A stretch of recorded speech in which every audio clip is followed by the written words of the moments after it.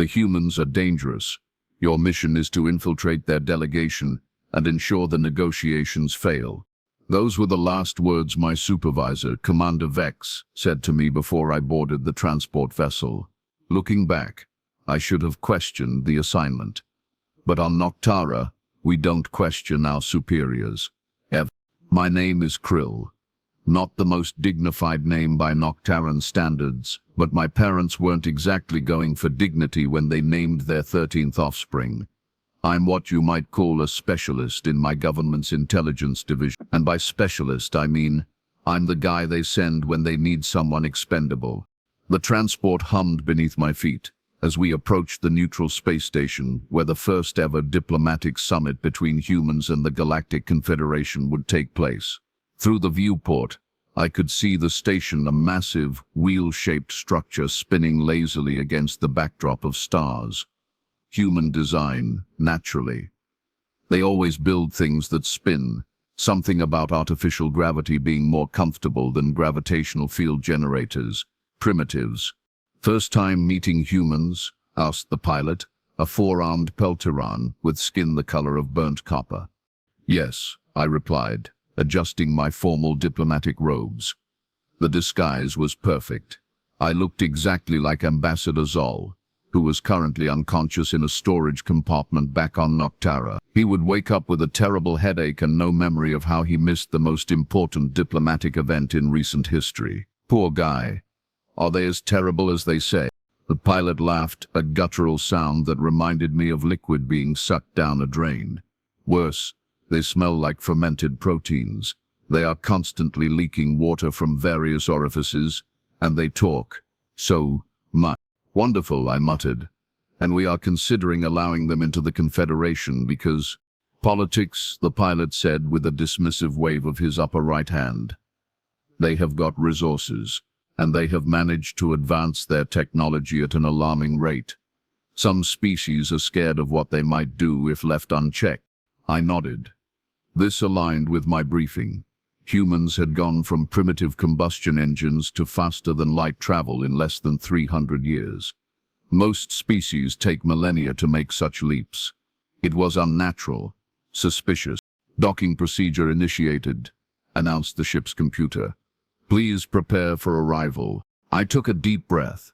The plan was simple. Impersonate Ambassador Zoll, sabotage the negotiations by being unreasonable and offensive, then return home a hero. The humans would be denied entry to the Confederation, and Noctarra would continue its privileged position as the Confederation's primary weapons developer. Everyone wins, except the humans, of course. The airlock hissed open, and I stepped onto the station. Immediately my senses were assaulted by strange smells, something sweet and artificial, mixed with the unmistakable scent of organic beings who wash with water instead of proper sonic cleaners. A small delegation waited for me. 3 humans and 2 Confederation security officers. Ambassador Zoll, said the central human, stepping forward with an extended hand. I'm Ambassador Thomas Grant. Welcome to Summit Station. I stared at the hand, remembering my cultural briefing.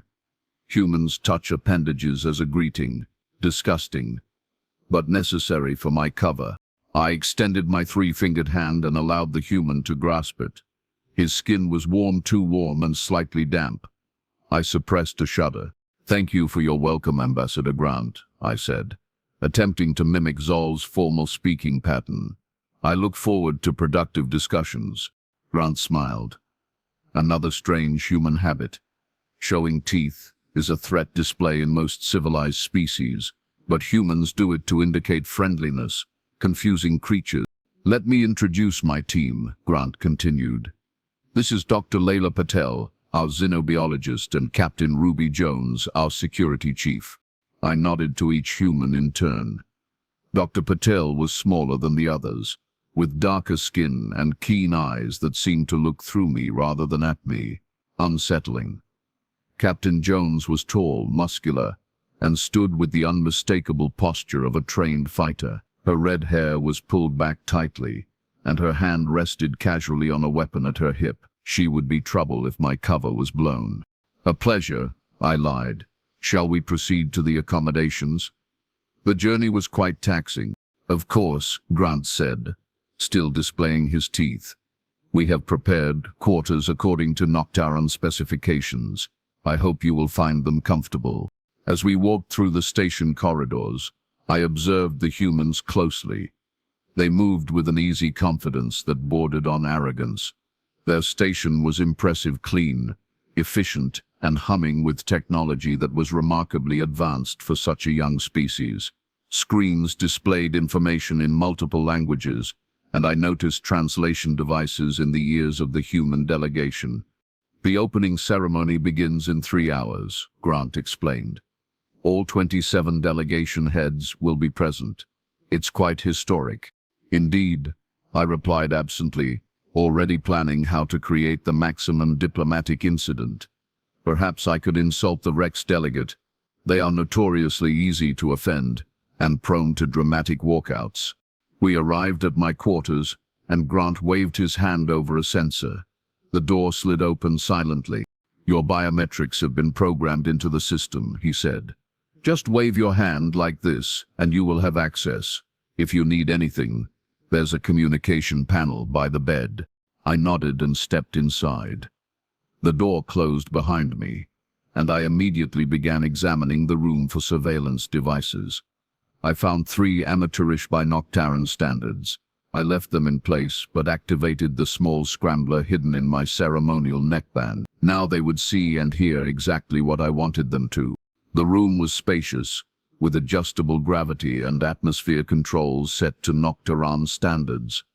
A large window looked out into space, and I could see ships arriving, delegations from across the galaxy coming together to decide whether humans should be welcomed into the fold. I sat on the sleeping platform and opened my personal data device. Time to review my sabotage options and choose the most effective approach. 3 hours later, dressed in my finest diplomatic attire, I joined the procession of ambassadors entering the main conference hall. The room was massive, with a circular table surrounded by 27 identical chairs. No species was given prominence over others, a typically diplomatic touch. I took my assigned seat between the Vrex ambassador, perfect for my plans, and unfortunately Dr. Patel. The human xenobiologist smiled at me. Ambassador Zol, I have read your papers on Noctarran biological adaptations to low-light environments. Fascinating work. This was unexpected. Zol had indeed published such papers, but they were obscure academic works. This human had done her homework. Thank you, I said stiffly, though I find it surprising that a human would understand the complex concepts involved. Instead of taking offense, she laughed. We are not as primitive as you might think, Ambassador. In fact, some of your theories on photosensitive cellular responses have helped our own research into retinal regeneration. I blinked my triple eyelids in surprise. You are using Noctarran biological principles in human medicine. Of course, she said. That's what the Confederation is about, isn't it? Sharing knowledge, advancing together. Before I could respond, Ambassador Grant stood and approached a podium at the head of the table. Esteemed representatives of the Galactic Confederation, he began, his voice carrying easily through the hall, and honored guests from worlds beyond our knowledge. Today marks a turning point in human history. For centuries, we looked to the stars and wondered if we were alone. Now we stand among you as petitioners, hoping to join this grand alliance of species. I had to admit, the human spoke well. There was a passion in his voice that most Confederation politicians lacked. We come with open hands, Grant continued, extending his arms, bringing our knowledge, our resources, our perspectives. We know we are young compared to many of you. We have much to learn, but we also have much to offer. The Vrex ambassador beside me made a small hissing sound of derision. Perfect. Time to begin my work. I leaned toward him and whispered, The arrogance is astounding, isn't it? Talking as if they are our equals. The Vrex, a tall, serpentine being with luminescent scales, nodded slightly. Typical human presumption. I hear, I continued. careful to keep my voice just loud enough for nearby delegates to overhear, that they still engage in territorial conflicts on their home world. Hardly the behavior of a species ready for Confederation membership. Dr. Patel turned toward me, her expression concerned. Ambassador Zoll, if you have specific concerns about Earth's readiness for membership, the formal discussion period would be the appropriate time to raise them. I waved a dismissive hand. Of course, Doctor. I'm merely engaging in casual conversation. Grant was still speaking, outlining human achievements and their hopes for cooperation. I needed to escalate things. I stood abruptly, interrupting Grant mid-sentence. All eyes turned to me. Ambassador Zoll, Grant said, clearly surprised. Did you wish to speak? We haven't opened the floor for statements yet. I feel compelled to address something immediately, I announced. The human delegation has arranged this summit on their own station, surrounded by their own security. This creates an inherent power imbalance in these negotiations. Murmurs spread around the table. Good. Grant's expression remained calm. Ambassador, this location was agreed upon by the Confederation Council precisely because it's a neutral facility. While it was built by humans, it's been under joint operation for the past 3 years and is staffed by representatives from 12 different species. I hadn't expected that response. My briefing hadn't included that detail. Furthermore, Grant continued, security protocols were established by the Confederation Security Council, not by humans. Captain Jones reports to a joint command structure. The Rex ambassador, who I'd hoped would support my objection, nodded in agreement with Grant. This is accurate. My own security personnel helped establish the protocols. This wasn't going according to plan. I needed a new approach. Perhaps, I said, but we cannot ignore the rapid, some might say alarming rate of human technological advancement. Many species are concerned that humans have developed too quickly without the accompanying cultural wisdom to use such technology responsibly. This hit closer to home. Several ambassadors nodded, and I saw Grant's composed expression falter slightly. That is a fair concern, he acknowledged. Human history is not without its dark chapters.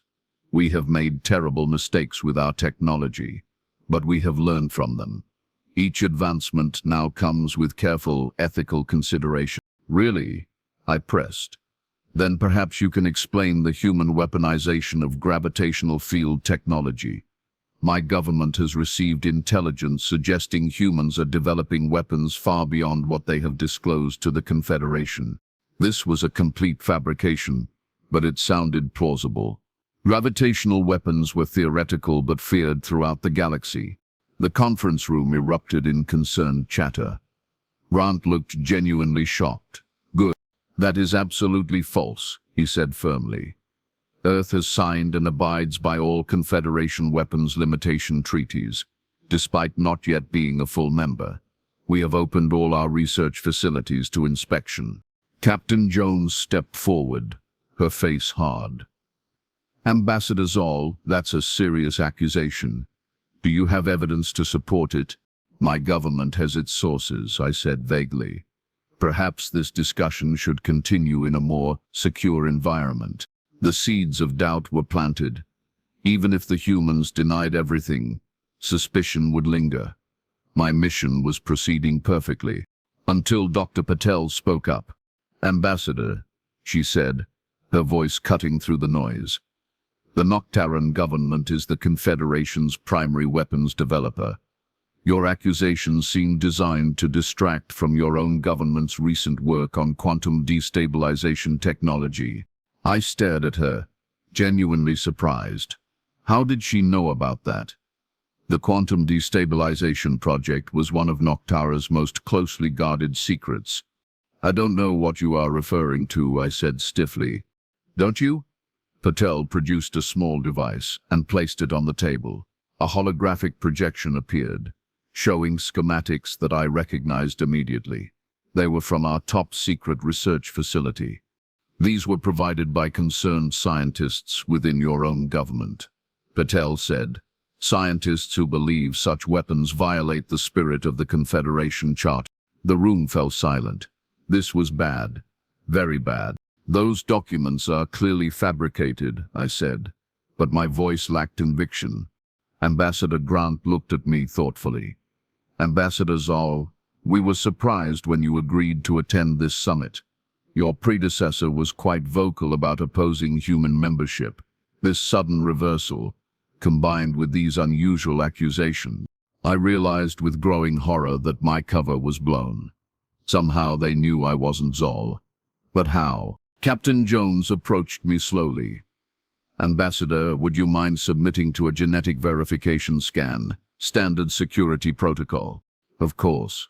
The humans had Zoll's genetic profile on file.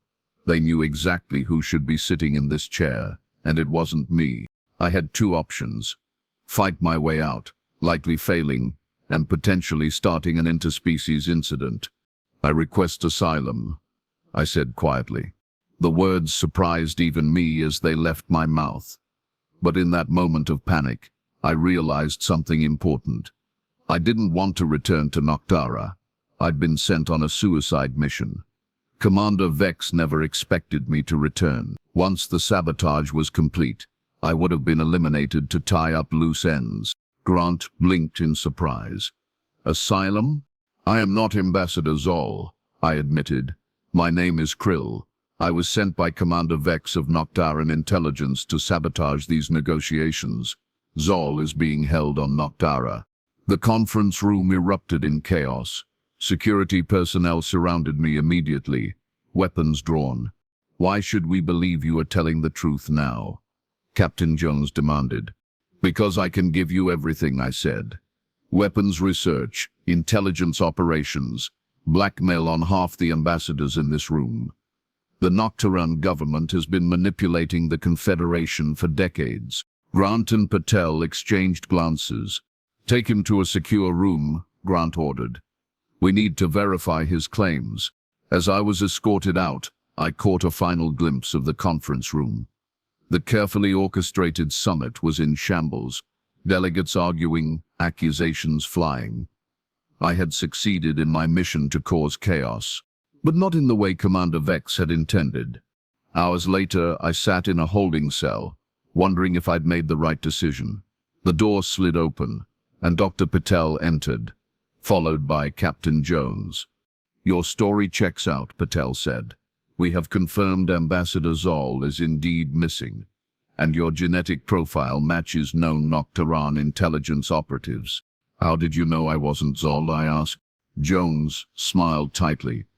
We didn't at first, but your behavior was suspicious from the moment you arrived. Zoll is known for being diplomatic to a fault. Your immediate antagonism raised red flags. And the quantum destabilization project? I asked. How did you know about that? We didn't, Patel admitted. It was a bluff based on intelligence chatter. Your reaction confirmed it. I laughed despite myself. Outplayed by humans. Commander Vex would be furious. What happens now? I asked. That depends on you, Jones said. If your intelligence is as valuable as you claim, asylum might be possible. But why defect? Patel asked, studying me curiously. You could have maintained your cover, completed your mission. I considered the question. Why had I chosen this path? The answer came surprisingly easily. Because you were right, I said. About the Confederation, about sharing knowledge, advancing together. Noctarra doesn't want that. We want control, dominance. I have spent my life serving that goal without questioning it. Today, for the first time, I heard a different vision, and I want to be part of it. Jones looked skeptical, but Patel nodded slowly. Ambassador Grant wants to speak with you, she said. If you are truly willing to help us understand the forces working against Confederation unity, you might just have turned today's disaster into an opportunity. As they led me out of the cell, I realized something that would have been unthinkable hours before. I was excited to talk to a human, to work with humans. Commander Vex had been right about one thing. Humans are dangerous, but not in the way Noctarra feared. They are dangerous because they offer something many species secretly crave: freedom. The freedom to question, to choose, to change. And I had just taken my first step into that dangerous, exhilarating freedom. The summit might have been thrown into chaos, but as Dr. Patel escorted me toward Ambassador Grant's office, I couldn't help feeling that something much more important had been set in motion. My defection was just the beginning. Ambassador Grant's office was nothing like I expected. On Noctarra, positions of power are displayed through excessive opulence.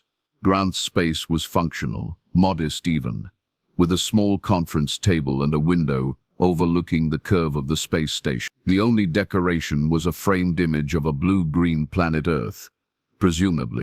"Please, sit," Grant said, gesturing to a chair that had been adjusted for Noctarran physiology. These humans thought of everything. I sat awkwardly, still wearing the formal robes of Ambassador Zoll. They felt wrong now, like a lie made physical. "I must admit, Krill," Grant said, pronouncing my name with surprising accuracy, "this is an unusual situation." "That's an understatement," I replied. Captain Jones stood by the door, her hand never straying far from her weapon. "Smart woman." "Let's be direct," Grant continued. "You claim to have valuable intelligence. Prove it." I leaned forward. "The Noctarran government has blackmail material on 8 Confederation Council members. The Vrex ambassador is being coerced because his offspring have a genetic condition that our medical technology can treat. The Galfian representative receives bribes through a shell corporation.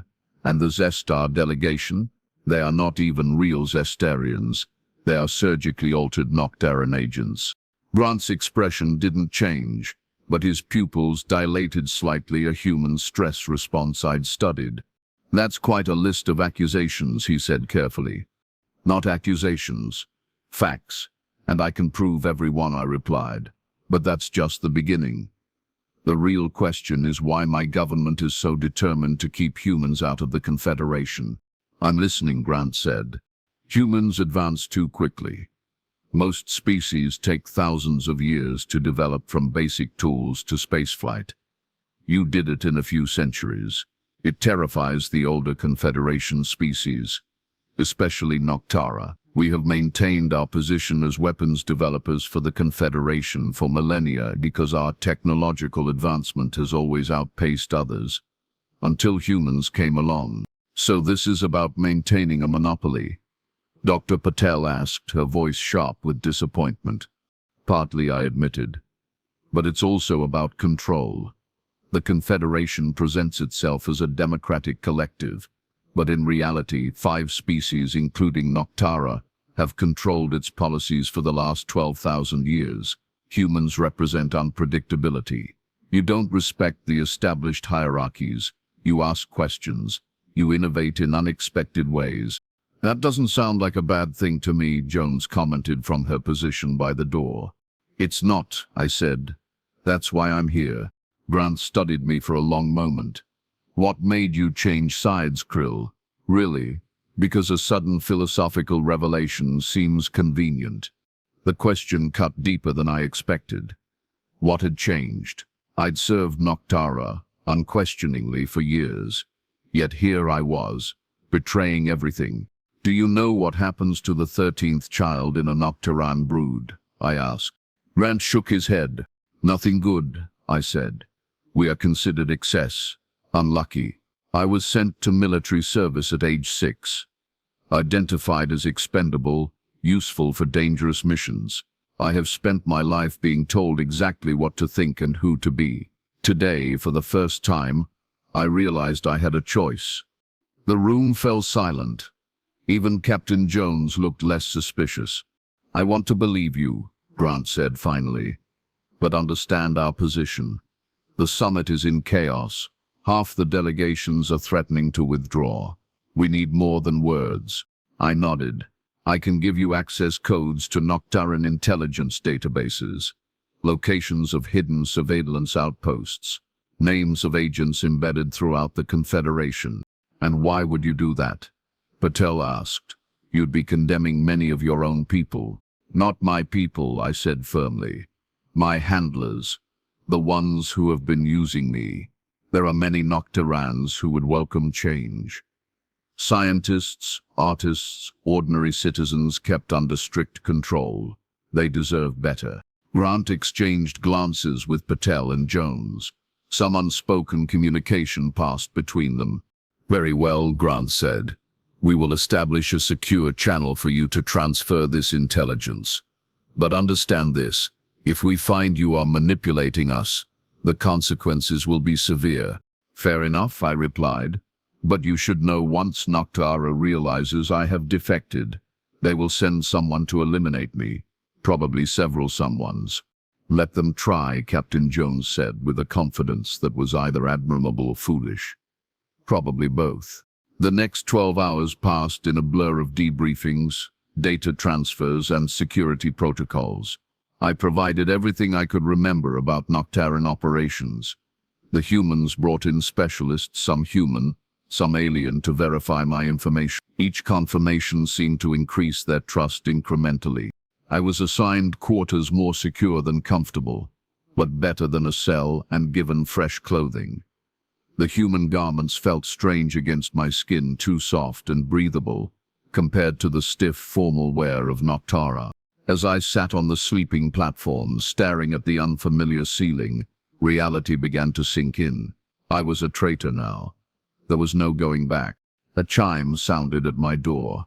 "Enter," I called, tensing slightly. "Old habits." Dr. Patel stepped in, carrying a small device. "Sorry to disturb you, but we need to outfit you with this." She held up what looked like a thin metallic bracelet. "Tracking device?" I asked. "Partially," she admitted, "but also a biomonitor and emergency beacon. If Noctarran agents do come for you, this will alert us." I held out my wrist, allowing her to attach the device. "Your security precautions are surprisingly competent." "Thank you, I think." She smiled slightly. "How are you adjusting?" The question caught me off guard. On Noctarra, no one asks about personal comfort or mental state. Function is all that matters.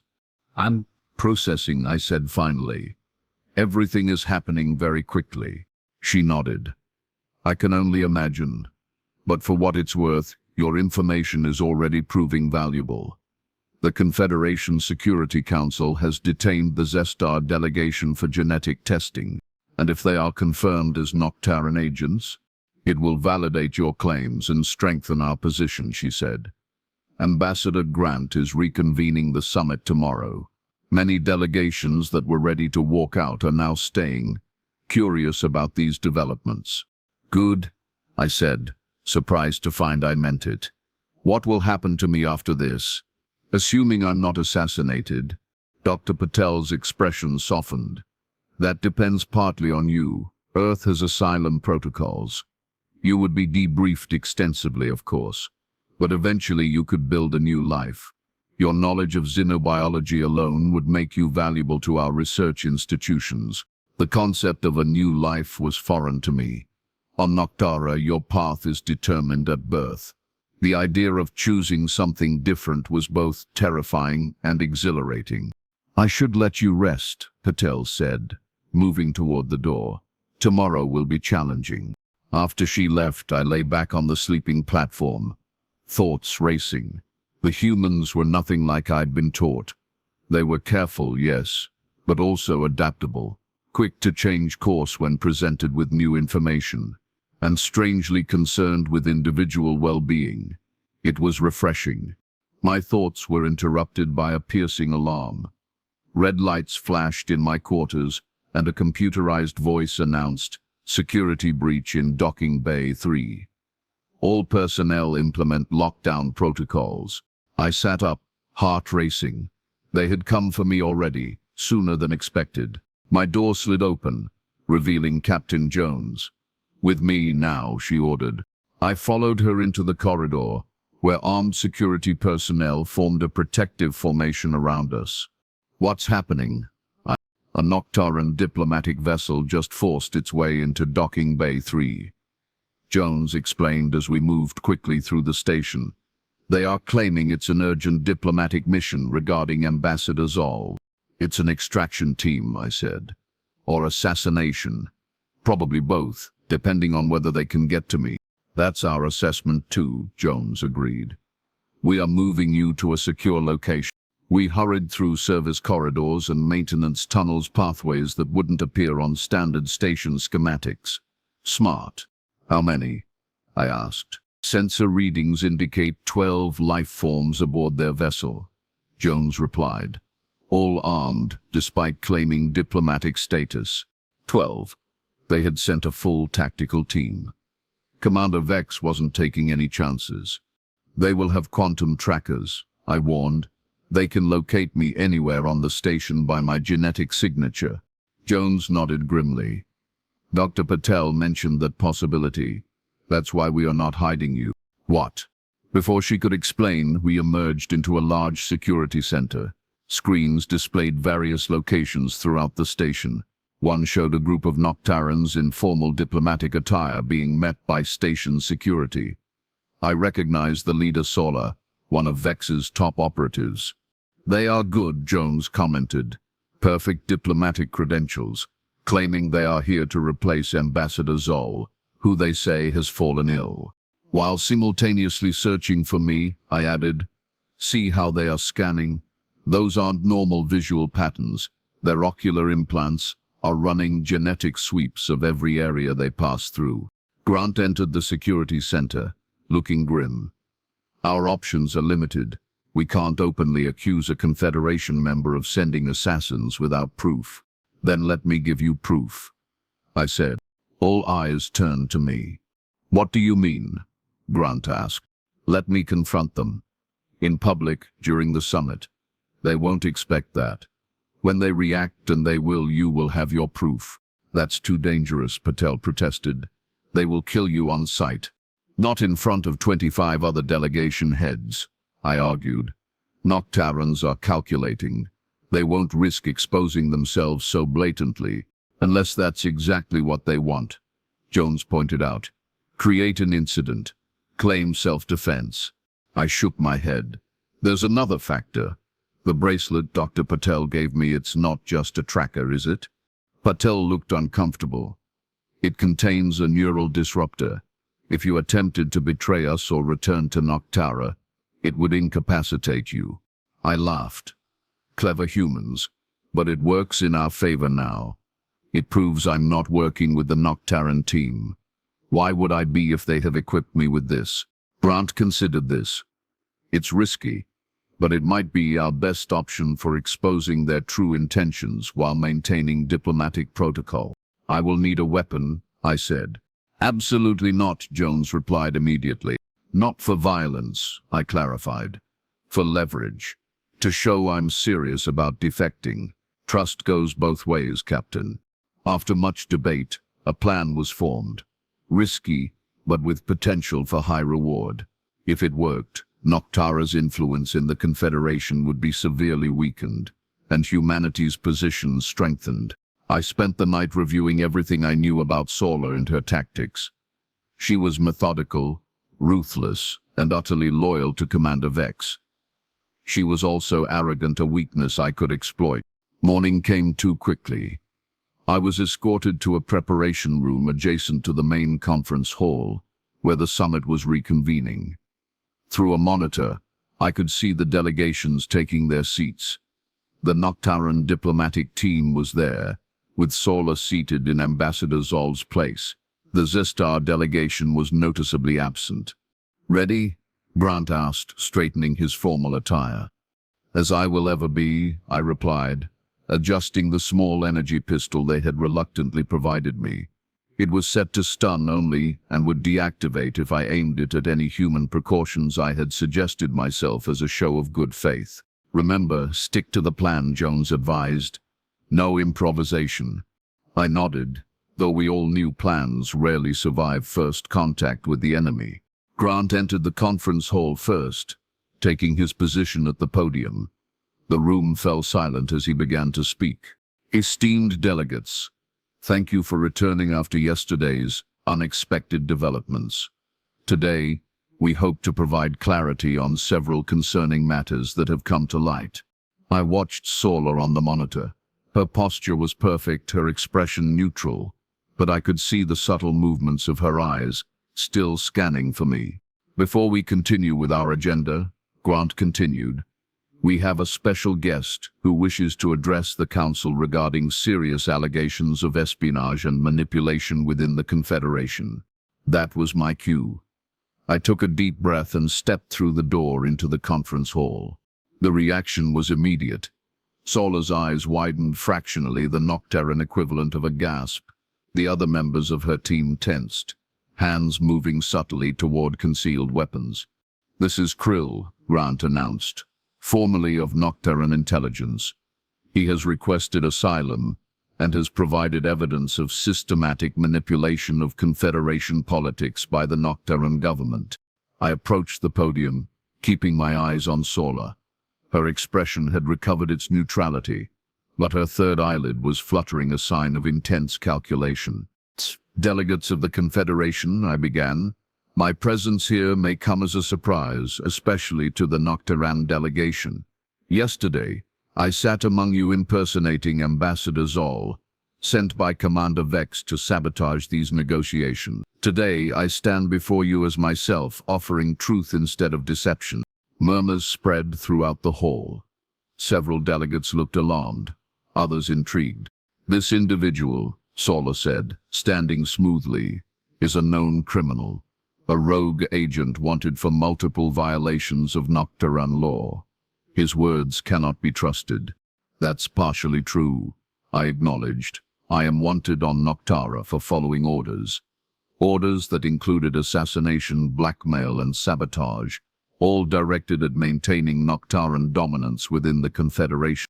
I proceeded to outline everything I had shared with the humans, the blackmail operations, the fake Zestar delegation, the reasons behind Noctarra's opposition to human membership.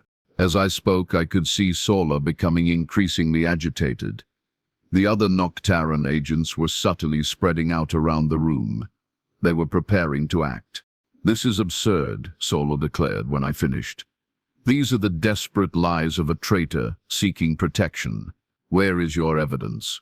The Zestar delegation has been detained and confirmed to be genetically Noctarran, Grant interjected. That alone validates part of his claims. A misunderstanding, Sorla dismissed. Perhaps some mixed heritage. Nothing sinister. I locked eyes with her. Commander Vex sends his regards. Sorla, he said if I failed you would clean up the mess efficiently. Those were his exact words, weren't they? Her third eyelid fluttered rapidly now.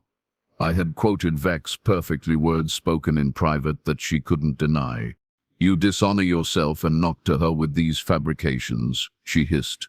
No more fabrications, I replied. No more deception. The Confederation deserves truth. What happened next occurred so quickly that many delegates later claimed they couldn't follow the sequence of events. Sorla gave a subtle hand signal. Immediately, 3 of her team activated devices on their wrists.